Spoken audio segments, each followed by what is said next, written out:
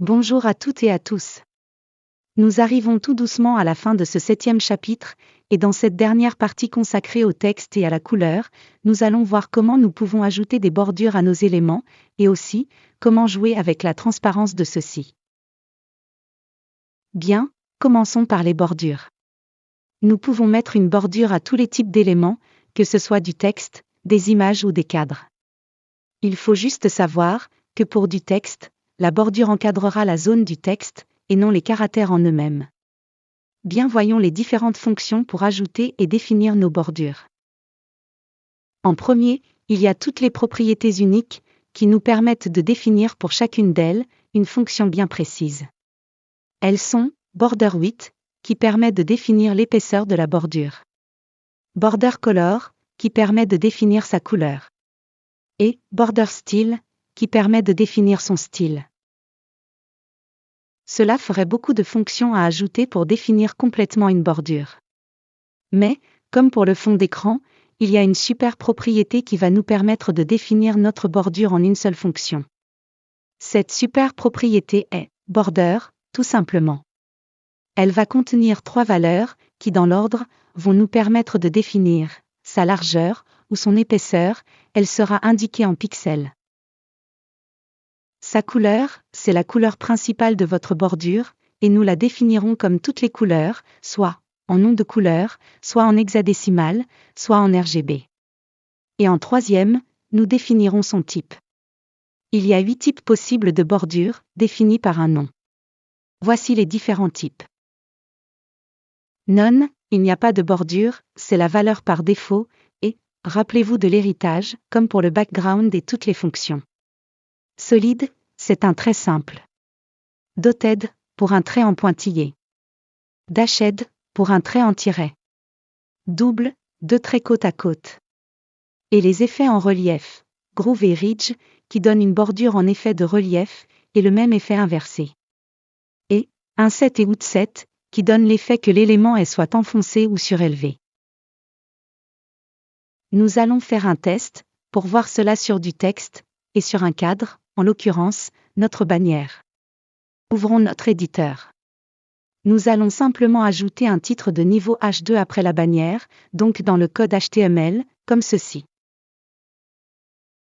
Puis, dans le CSS, nous ajoutons cette balise, donc H2, et nous lui donnons 2 fonctions, color, oui, par défaut, le texte est en noir, et donc sur notre fond noir, il serait invisible, donc, je donne la valeur white à cette fonction.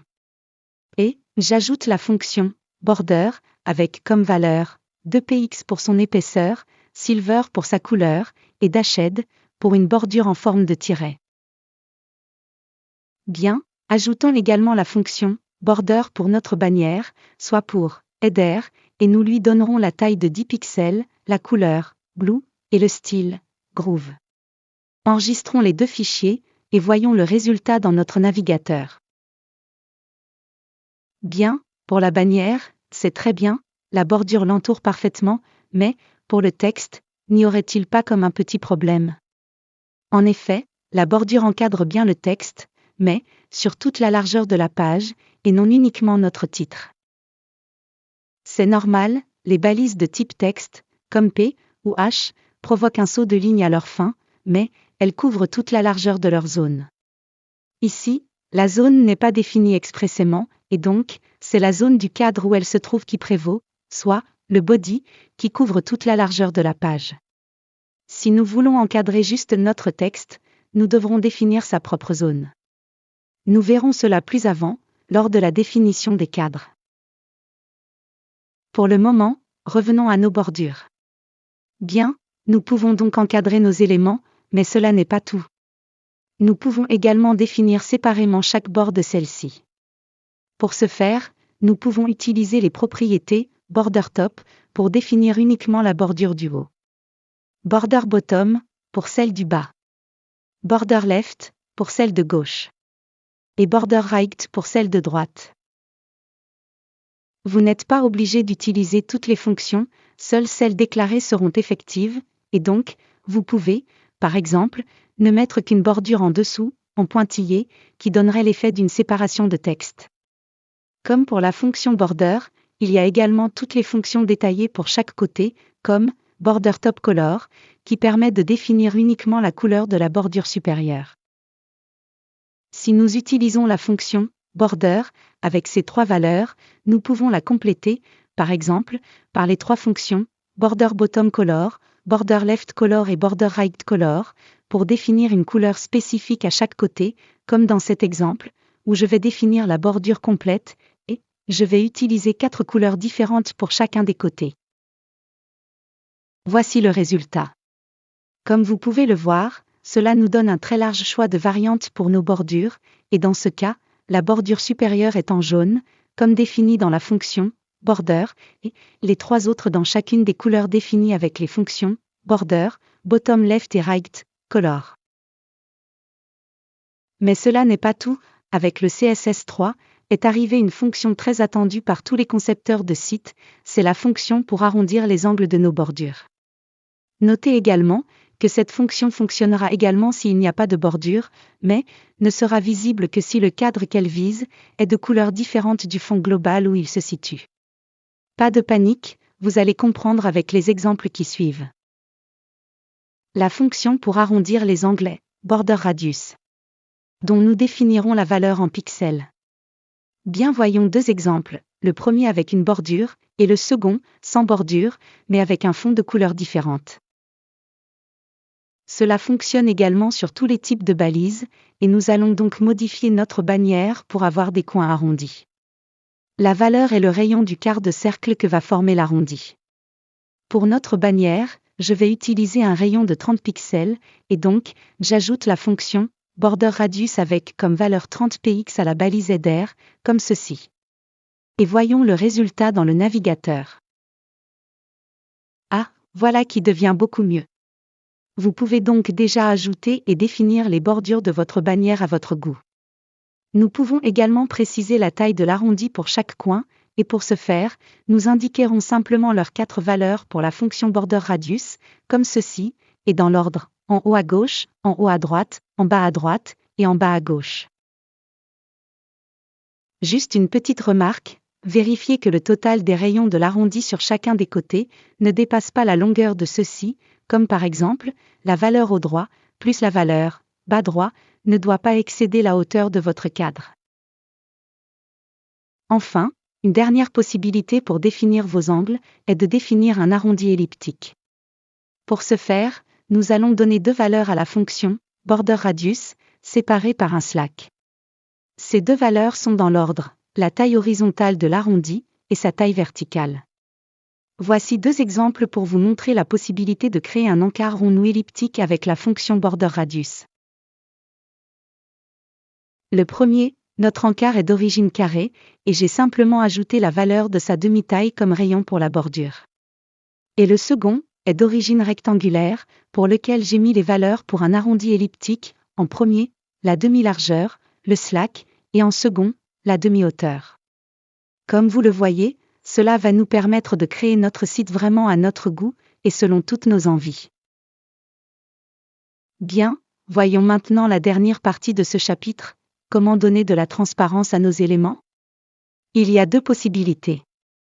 Avec la fonction opacity, qui fonctionne sur tous les éléments, mais attention, elle définit la transparence totale de votre élément, que cela soit du texte, son fond, s'il est défini, les images, le background et les bordures. Cette fonction peut prendre une valeur comprise de 0 à 1. À 0, l'élément sera totalement transparent, et donc invisible, à 1, totalement opaque, et pour toutes les valeurs comprises entre 0 et 1, en plus ou moins transparent. Par exemple, à 0.6, l'élément sera à 40% transparent, ou 60% opaque, puisque l'on définit son opacité. Si je reprends l'exemple avec notre titre de page entouré d'une bordure quadricolore, et que je lui ajoute la fonction opacity, avec comme valeur 0.75, voici ce que cela donnerait dans notre navigateur. J'ai intentionnellement doublé le titre, sans la fonction opacity, pour que vous puissiez voir la différence entre avec et sans opacity. Il y a une seconde manière de définir l'opacité d'un élément, et cela est plus précis, car elle va vous permettre de définir chaque partie séparément. Pour ce faire, nous allons utiliser la valeur de couleur, définie en RGBA. Oui, c'est le même principe que pour une valeur définie en RGB, à laquelle nous ajoutons une quatrième valeur, qui est le canal alpha, ou le niveau de transparence de la couleur. Elle se définit exactement comme pour la fonction opacity, donc à 0, totalement transparent, et à 1, totalement opaque, avec le niveau de transparence variable entre ces deux valeurs. Donc, pour ajouter un effet de transparence à n'importe quelle couleur d'élément, il suffit de remplacer sa définition de couleur par RGBA, avec les 3 valeurs définissant la couleur, et en quatrième valeur, le niveau d'opacité. Je vais donc reprendre mon exemple, et je vais juste mettre le texte en semi-transparent, en supprimant la fonction opacity, et en modifiant le nom de la couleur par sa valeur RGB, soit 255,255,255 pour le blanc, à laquelle j'ajoute le canal alpha à 0.5, comme ceci. Voici le résultat obtenu. Comme vous le constatez, nous pouvons alors modifier la transparence d'un élément pour chacune des parties qui le composent et dont nous indiquons une couleur spécifique, simplement en utilisant la notation en RGBA. Voilà. Nous arrivons à la fin de ce chapitre dédié au texte et à la couleur. Vous verrez qu'il y a encore d'autres possibilités de modifier l'apparence des éléments. Dans le prochain chapitre, nous allons nous intéresser aux images. Un élément également très important de notre site, car, que serait un site sans images ? Merci de votre attention. Katerina et Patrick.